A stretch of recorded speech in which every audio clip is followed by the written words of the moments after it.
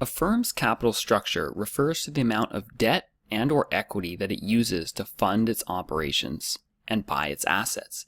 It's typically expressed as either a debt-to-equity or debt-to-total capital ratio. The optimal capital structure of a firm is that which lowers its weighted average cost of capital to the lowest possible point. So, when a company decides to raise money, it can choose between debt or equity. You can see below an example of a company that has used, on the left, mostly equity to fund the purchase of its assets, and a company on the right that has used mostly debt to finance the purchase of its assets. So these companies will have a low or high capital structure depending on the mix of debt and equity they chose. Let's take a closer look at cost of capital. A firm's weighted average cost of capital is equal to the proportion of equity that it has relative to total capital times the cost of that equity, plus the proportion of debt to capital that it has times the after-tax cost of that debt. For a full tutorial on weighted average cost of capital, please see CFI's articles and videos on WACC. The dynamics of debt and equity are as follows. Debt is lower risk and therefore has lower return. It does not come with any ownership rights. It often has a fixed repayment schedule and has restrictions on operational flexibility. Equity, on the other hand, is higher risk and therefore higher return. It comes with ownership rights, often with voting privileges.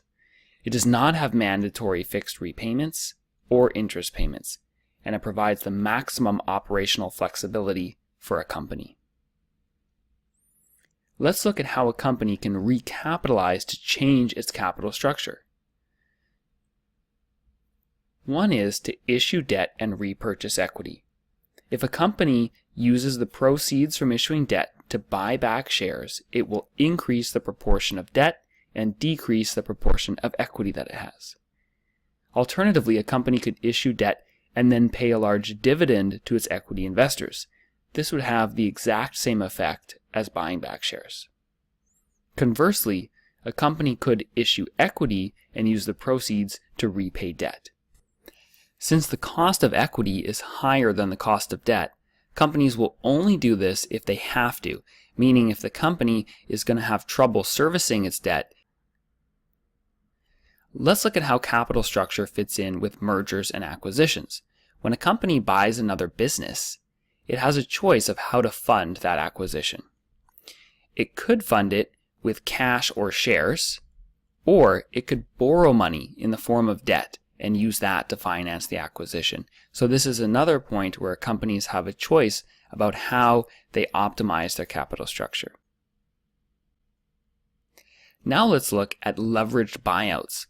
Leveraged buyouts are a situation where a company completes an acquisition and uses a very high amount of debt to fund it.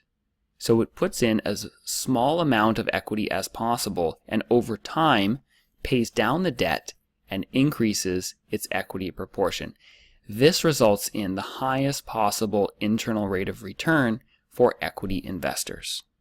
As you can see, there are many different ways to fund a company and to set a company's capital structure. Thank you for joining us for the capital structure tutorial.